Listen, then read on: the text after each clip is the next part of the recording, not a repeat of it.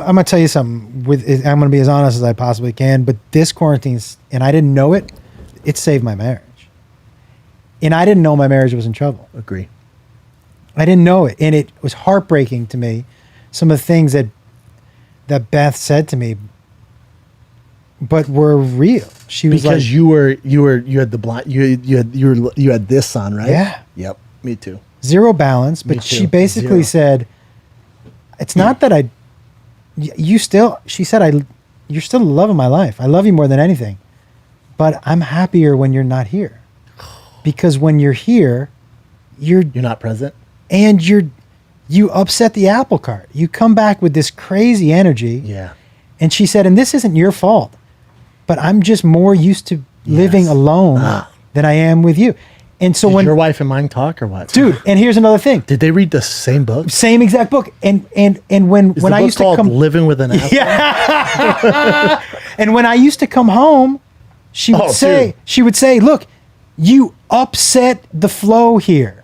I have everything down perfect. And then you come in with your energy. Not that my energy was bad, but it's different. It's different. And It's a tidal wave. And then I have to You're rocking recorrect the it. boat. It takes me a day to get At everybody least. back in line. Now imagine having a 4-year-old and a 9-month-old. My girl goes, "Whoa, Yeah. dude, we do this, and this. You come in. You can't fuck it up for me." Rocking the ship. Look at this fucking. It's his first pair of kicks. By the way, The first pair of kicks, these Jordan ones, those are the Buzz Lightyears. there's some junk in that trunk. Oh, he's That's a big, so big. dude. Look at him.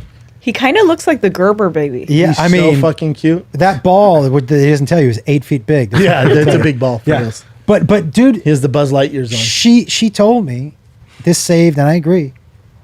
We had gotten used to a normal that isn't normal for people to live. But you don't realize it because Exactly. you're in the game. When you get out of the game, they go, "Hey, dude, you shot 30 fucking shots." You're like, "I did?" Yeah. Like, yeah, man. You're not passing the ball. You're like, "Oh, fuck." Yeah. And you don't realize it till you stop and you look outside and someone goes, "Dude, you got to start passing the ball." Your girl said the same thing? 100%. Saved our marriage. 100%. And I was moving a million miles did an you hour. know it was a problem? No. Me neither. No, I was moving because I would see. And didn't you think you were doing things for your family? Yeah. Yeah. Me I too. was moving a million miles an hour. And then I was like, oh, and I'd go through my head. I go, hey, look, we made this. I have a rule when I do stand up, it's 2 on 20. They just wire the money. You have to give me a physical check. If you don't give me a physical check, I don't feel like I accomplished Me too. anything. I feel bad about it. So they always give me a physical check because I take that check. I go, oh, that's dope. And I come home. I go, hey, babe, here you go. And I thought, here you go, was checking the boxes. It's not.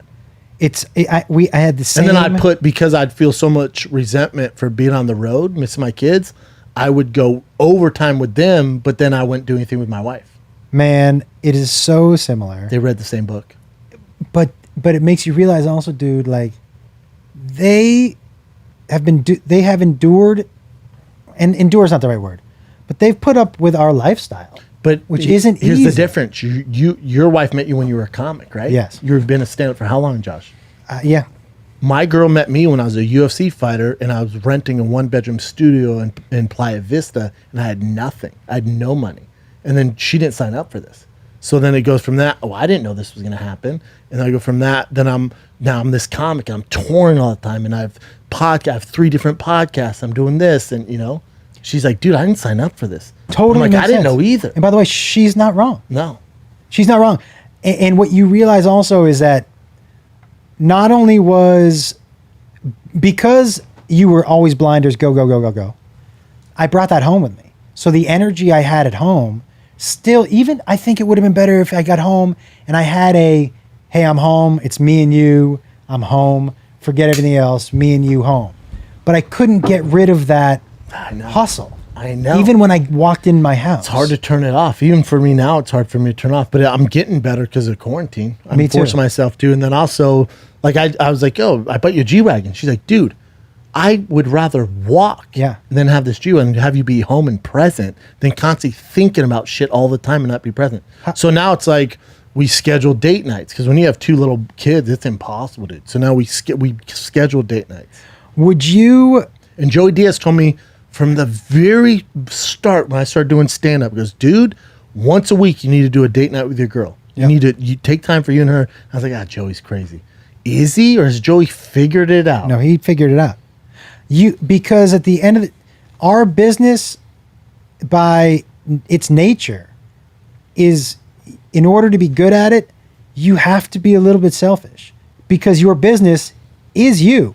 Yep. You're not, your business isn't numbers. You're not in accounting. No. In order to be good at your business, you have to focus on you. Mm-hmm.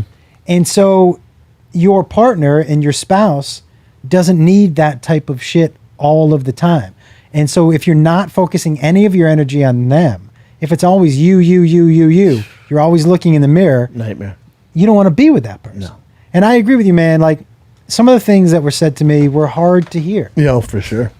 Were hard to hear. But she, when she said to me, in theory, when we're on the phone with each other on Saturday night, I look forward to seeing you, in theory. But when I know you're on your way back from the airport, She dreads it. I dread it. Because I know what the rest of Sunday is going to be. Mm-hmm. And by the way, my deal with her is I take the first flight back. So if I get I don't fuck around. I don't. 6 a.m. flight, Me too. but that makes me super tired for Sunday. Me too. I'm not present. So I'm not then present. I started. So now I book like 10 a.m. flights or 11. So I'm not waking up at 5:30. But I'm like, am I missing too much of the day? Right? But at least when I come back, I'm not a Agreed. fucking zombie. Or an asshole. yeah, his asshole, or sleeping on the couch. Yeah. My kids are like, "What the fuck, dude?" This Isn't is it weird? Like it's been a blessing with this COVID, man. it's so, because Thanks, Newsom. if she had just woken up one day and said, I can't do this, I would have been like, this is coming out of nowhere. And Yeah, she because you would- think you're awesome. You And think you're awesome. she would have You been think like, you're killing it. Is it coming out of nowhere? Isn't it funny? We haven't spoken I know. to each other in 8 months. About something relevant. Is this really I out of know. nowhere? So, like, I am grateful. It was a rough, I don't know about you, but the first couple weeks, we were like, we're into each other. And then we fell back into two people who were used to living by themselves. Yep. And so it was a tough couple of months Agree. to figure out, Same. is this work? Do we still like being with each other? Yep. And then we realized we do. We just have to relearn how to do it. Yeah. And most of the relearning is you. Me. Yeah, me too. Yeah, me too. But I feel like I'm a better person. Oh, me too. 100%. I feel like, and I ate some medicine from her that I needed to eat. Yeah, I agree. I like, sometimes you need a little bit of, oh, this is who I am. Oh, It's a nightmare. Especially when you're fooling yourself that you are like, I'm this guy, man. I'm this guy. I'm the perfect this. It's not going to work out. And then that mirror goes up and you're like, oh, fuck. Oh, I know. it was eye opening. Yep. How about when I got off stage at the Laugh Factory, right away you go, bro, I figured out what you look like. I'm like, what? This is in front of a bunch of other comics. I'm like, what? You're like, you look like a Rottweiler. We got a shit together. Oh, you do, bro. Yeah. Come on, man. I'm just saying, dude. Grab that mic, son. You do. Look, bro, look.